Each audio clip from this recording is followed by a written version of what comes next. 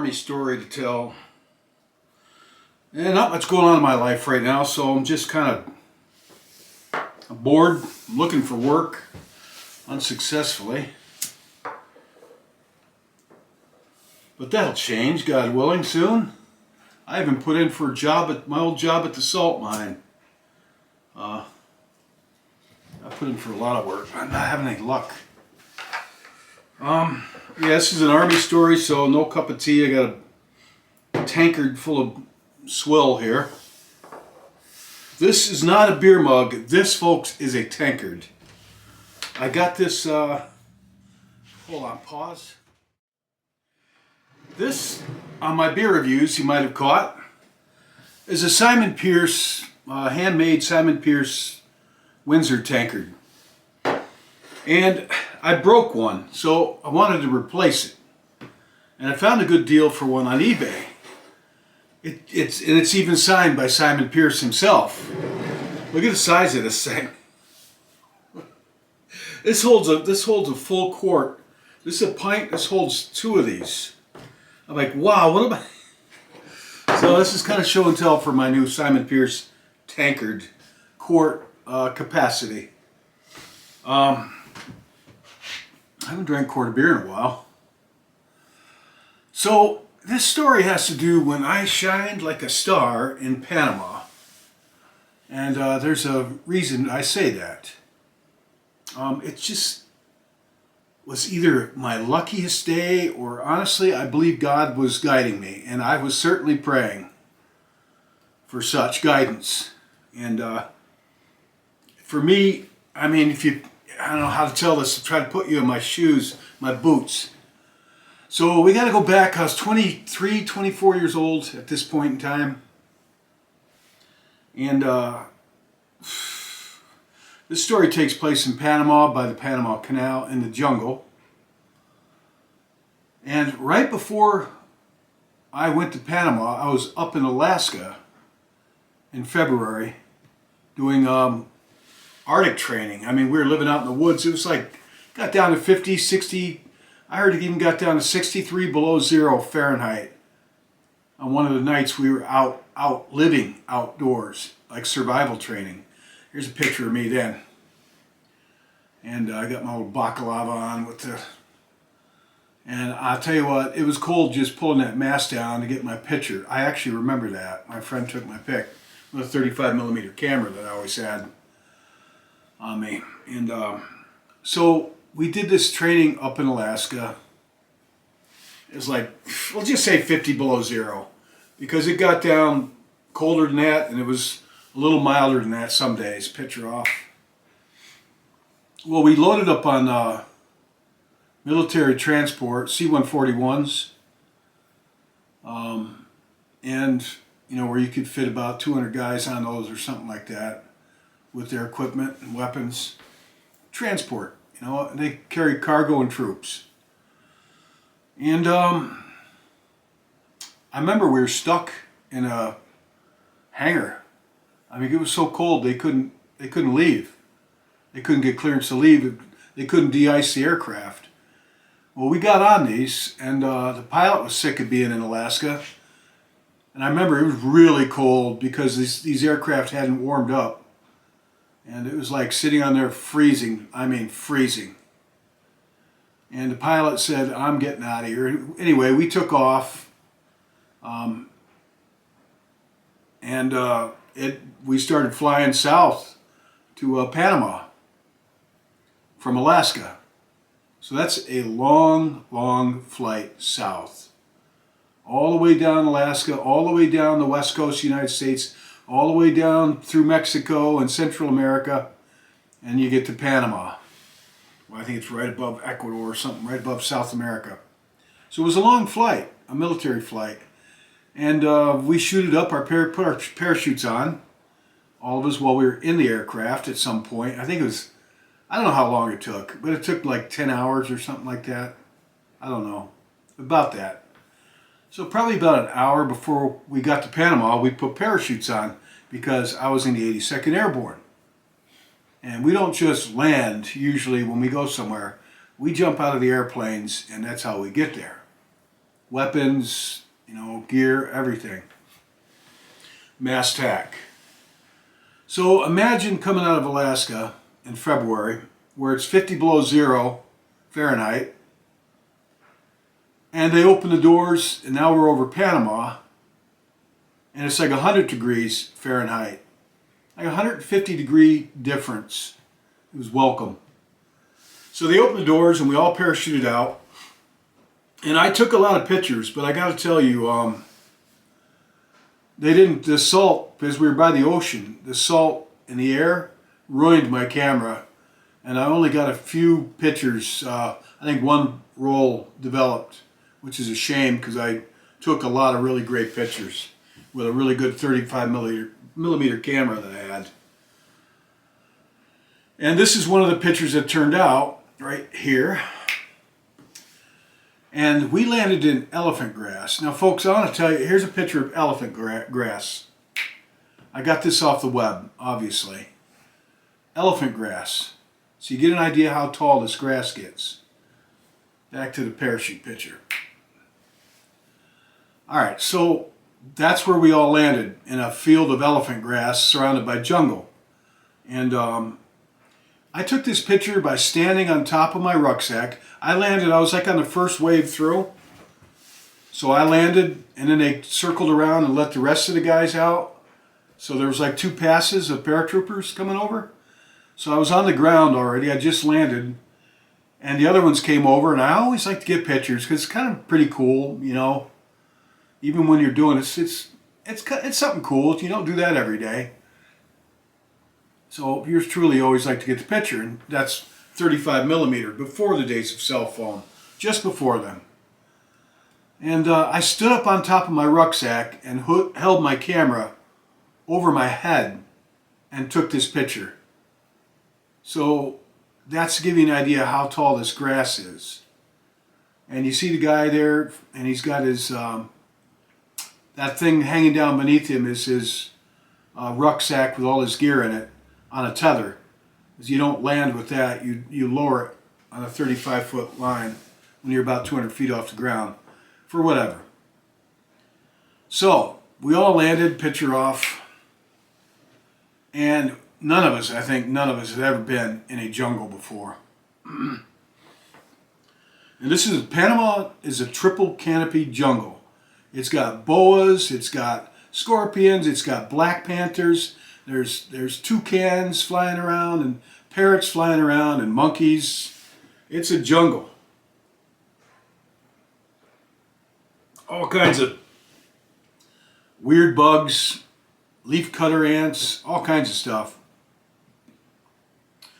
And we were supposed to march through the jungle, not on paths or roads. And we were supposed to meet on the Panama Canal like around midnight at night. We were supposed to meet these Marines, and they weren't on foot, they were in boats called LCM, which stands for Landing Craft Medium. Here's a picture of one of those off the web. Now I took a lot of pictures myself, but like I said, they didn't turn out except for a few. So that's what those look like. And we were supposed to meet up with these at midnight. And the Marines, being the Marines, and we being the Army, put the word out that they were going to be there, and they were going to wait for us for 10 minutes. And if we weren't there, they were going back to wherever they came from, and we'd have to walk to Fort Sherman. And, you know, we just flew from Alaska and parachuted into Panama, into elephant grass. Now, you better believe people were really anxious to we were going to the barracks first, and we were going to do training. You better believe people were really, really anxious to get to the barracks, Fort Sherman, which I don't think it's in American control. Here's a picture of Fort Sherman. This picture's from the 80s and 90s. That's when I was there. And it was nice. I mean, there were open bay bungalows. That's right on the mouth of the Panama Canal, on the east side of the Panama Canal. And we did a lot. It was nice, especially when you're like in your early 20s. It was pretty cool, but we weren't there yet. We had to, so picture off. So we had to move tactically. That is, everybody's spread out, moving like you're in combat with your weapons. You got about 100 pounds of gear on your back. And I carried an M60, which was 26 pounds, really big machine gun. I was a corporal then. And they wanted, there was about 750 of us, a battalion. So 700 to 800 of us, 3 companies plus support, something like that. There's quite a few of us. The 504th Parachute Infantry Regiment, 2nd Battalion, that's what I was in. And the battalion commander wanted Charlie Company, 2nd 504th, to lead the way. That was my company. And that means lead the way like you're moving to combat. People spread out all over the place. And guess who they put in the front? It's right, me. And I was a corporal, E4, and I was okay with a map, a protractor, and a compass. Now, in those days, this was also just before the days with GPS. So I had to do things the old-fashioned way with a pencil, a great big military map with grid lines, and a lensatic compass, and a protractor. Here's some pictures of those.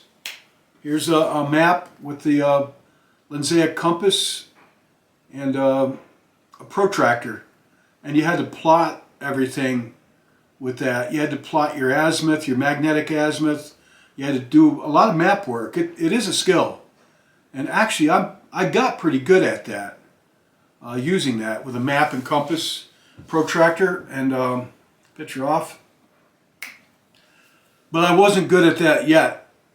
But later, I would get really good at it.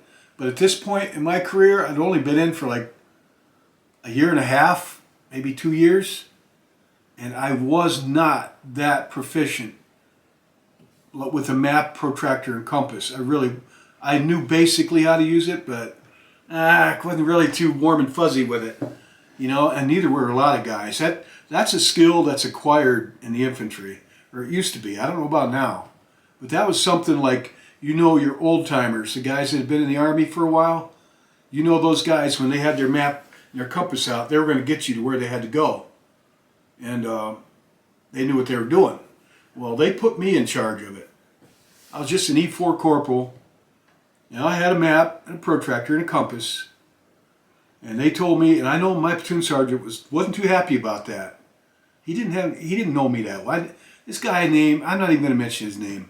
I was not a big fan of his either, quite frankly.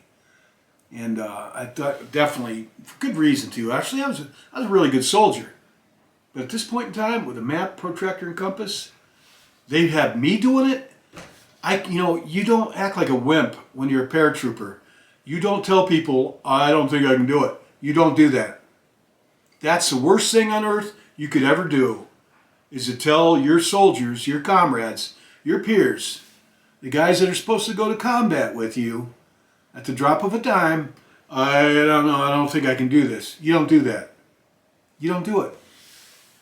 You don't. If you can understand that. It's the mindset of the unit. You're supposed to be tough and proficient. All right, I'll do it. And so I did some plotting with the map. I don't remember this part of it, but this is what I would have done in the jungle, of all things. Probably ants, and they're all over the place. I got so many memories of that.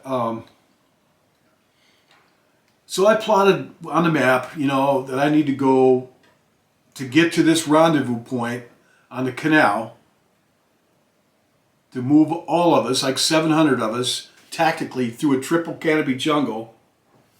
Where walking is like you're like an ant in a lawn full of weeds. Seriously.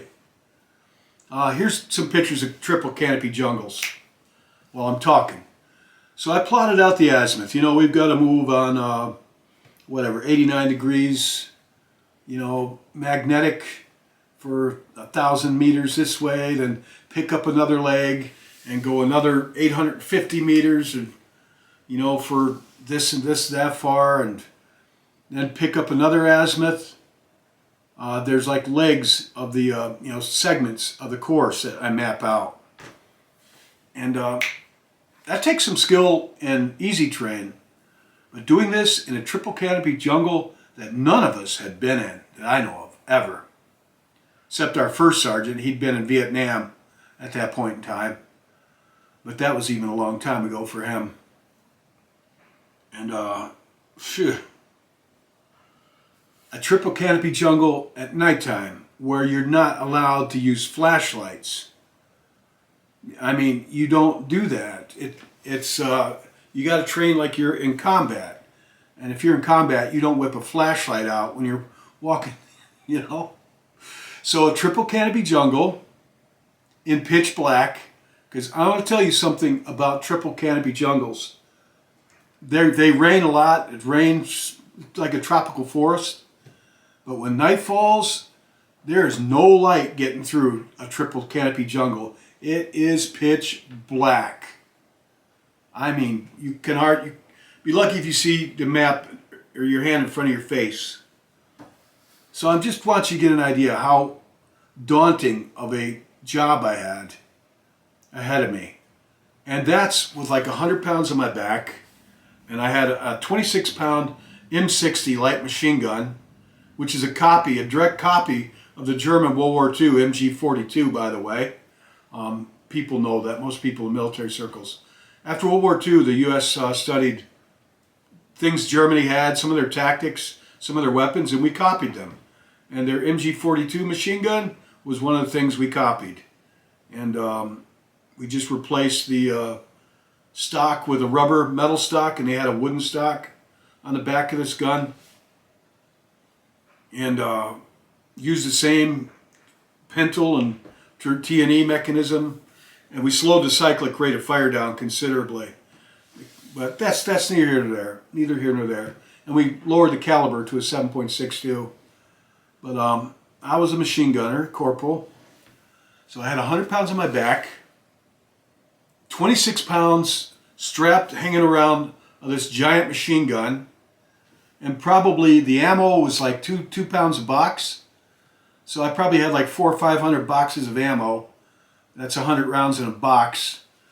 So I had a lot of weight on me. I mean, probably 130 pounds. I'd say 125, 130 pounds I'm carrying while I'm navigating with a compass and a map through a triple canopy jungle. Half of it was during the daytime, but it got dark because we weren't moving very fast, and it was, after all, like February. So, and it got pitch black, and there was no busting out flashlights, So we're moving out, and I'm in the lead, thinking I'm going to get it. I just resigned to the fact that I was going to get everybody lost. I hate to say it, but I really didn't know what I was doing. I didn't tell anybody that. You'd have to be in the 82nd Airborne in that kind of a unit.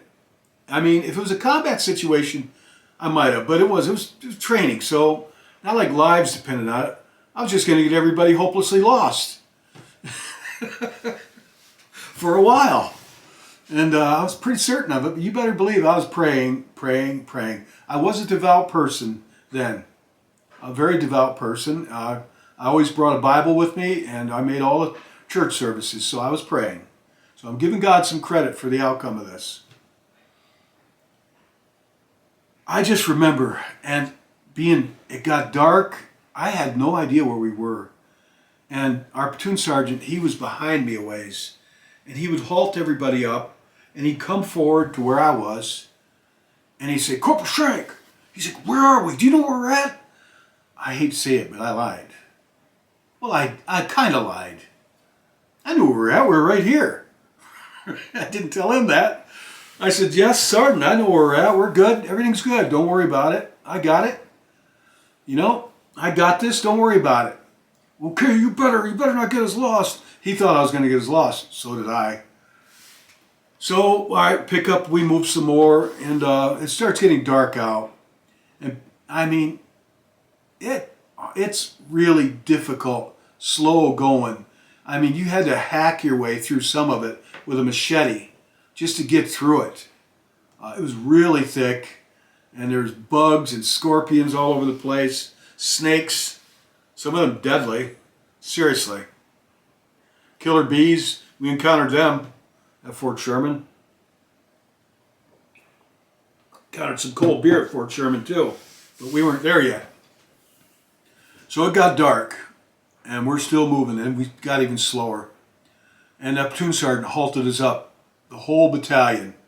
Like if I halt up, that means we set, and one by one, everybody all the way back, like 700 guys, way back there, spread out through the jungle, halt up. And now it's nighttime, so I had to take a poncho, an army poncho, green one, and put it over me with my map and my platoon sergeant, and I think another squad leader who was really good with a map and compass. They all were. I wasn't, because I was brand new. I was just an E4 corporal, and they made me that after 18 months. So I hadn't been in the Army very long. I would get very good with a map and compass in the years to come. So we're covered up with a poncho, rubber poncho, rain poncho, and I got the map out on the ground. I got a little Army crookneck flashlight and a compass. Like, where are we? And they really thought I got them lost. I said, Sarge, we're right here, where we should have been on the map. In reality, I had no idea where we were. I had no idea at all where we were. It was such a hard job for me just to get through all that thick jungle, undergrowth, carrying all that weapons and gear. I mean, I had really lost track of the compass. I mean, I'd pick it up now and then and I'd look and follow it, and they glow in the dark. They've got like radioactive stuff in them. They're pretty good that way, the old Linsetta compass, Vietnam era stuff. And that's kind of the stuff we were using for the most part. And I'm getting to the story here. I really felt we were hopelessly lost. I honestly had absolutely no idea where we were. There were no terrain features, because usually I could look at a map and I could see by the contour lines there should be a mountain here or a valley there. You couldn't do that in a triple canopy jungle.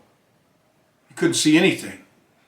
Even if it was broad daylight, you still can't see anything but thick vegetation all around you. You got to rely completely on your compass. And like I said, I was only being able to glance at that occasionally, because it was such a job just to get through all this stuff. Deadfall and all kinds of, it was slow going, and it was pitch black too.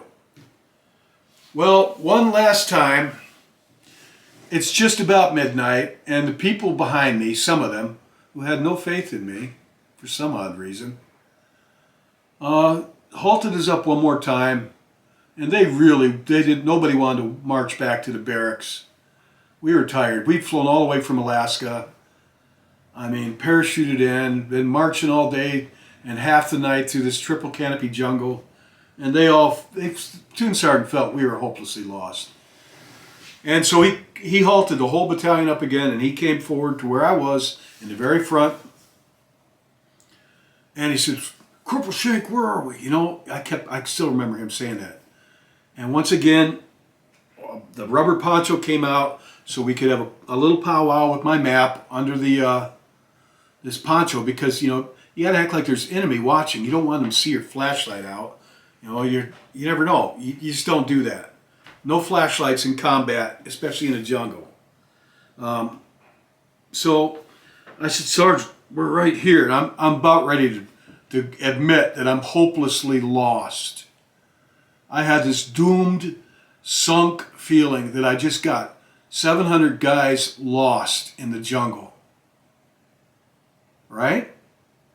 And these are guys I had to live with, work with, train with.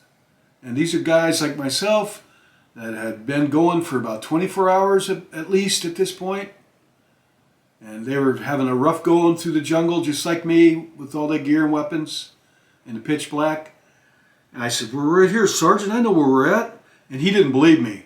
He was about ready to do something like call somebody else forward to try to help out, to figure out where we were.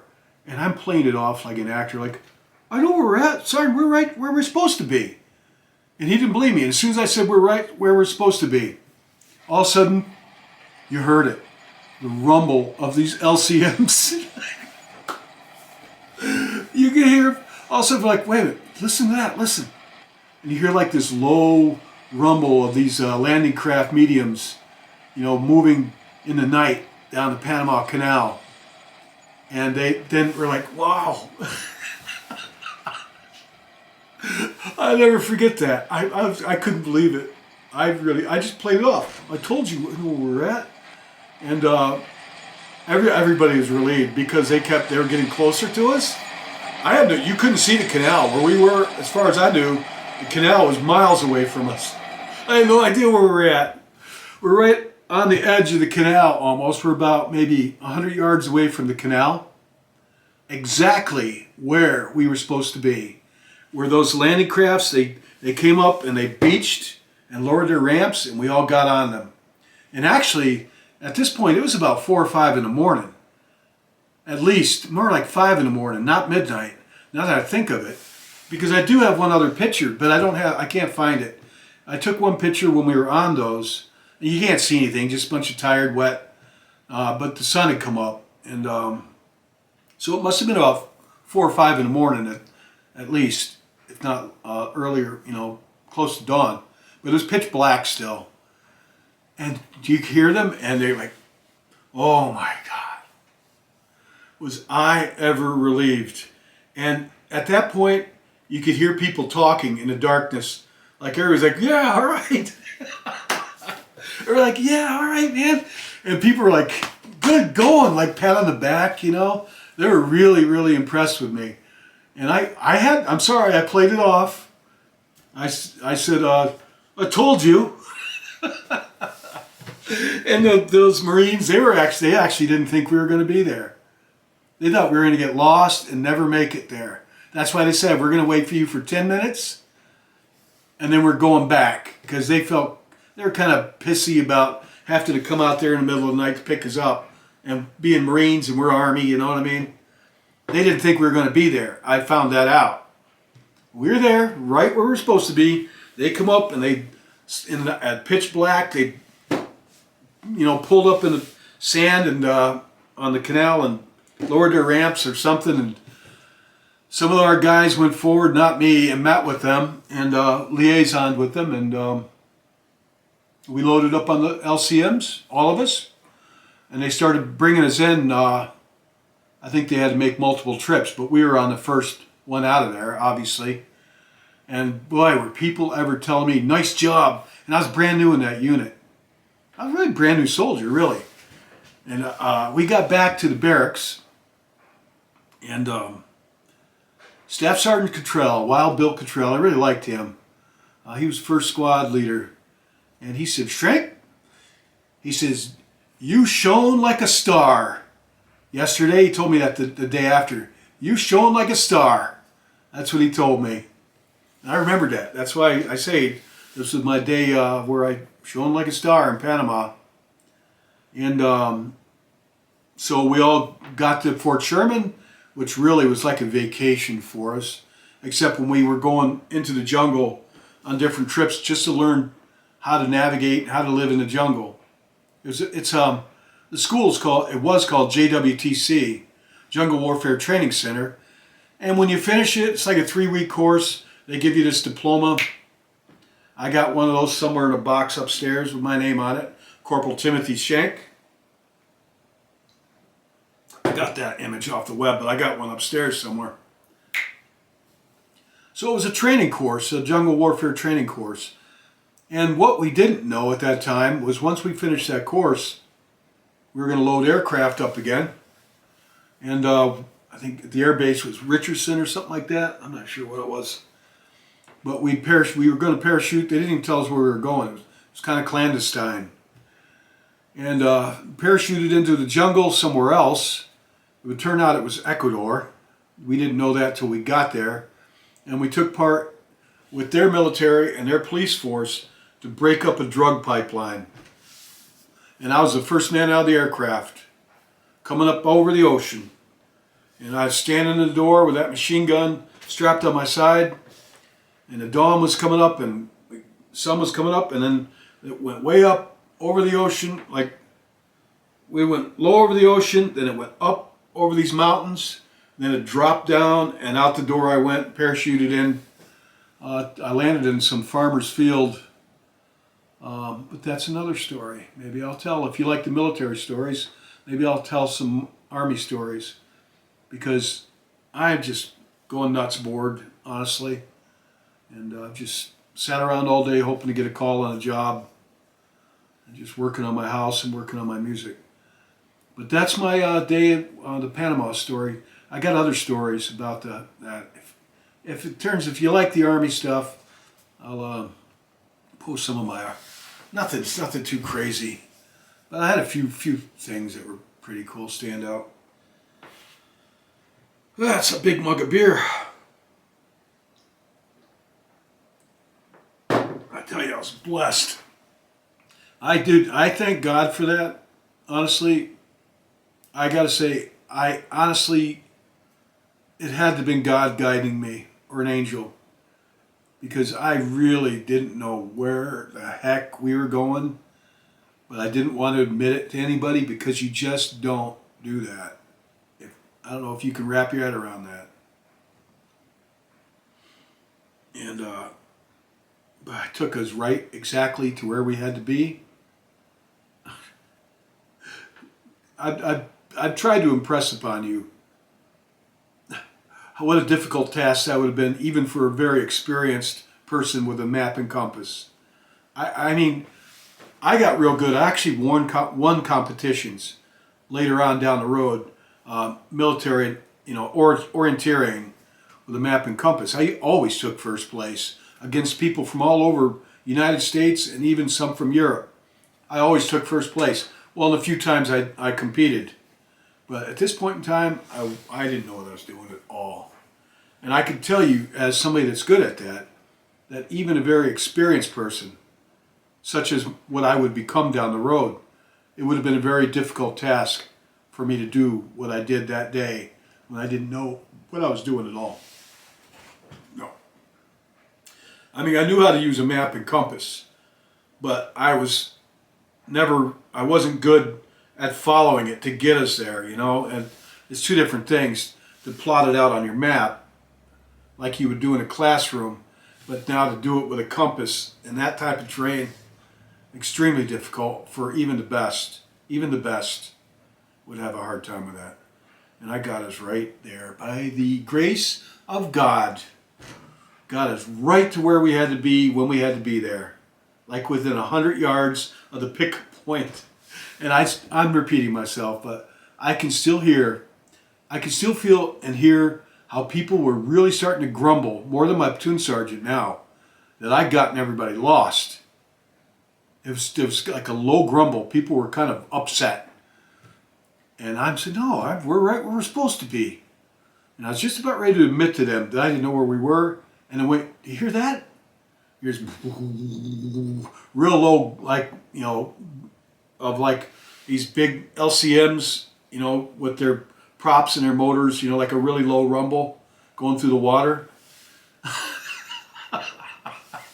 Everybody's like, all right. And the Marines were like, they were surprised. They didn't think we were going to make it. So I shined like a star that day in Panama. And to this day, I thank God for that. All right. Take care. Maybe I'll tell some more of my exploits. I've got a bunch of them.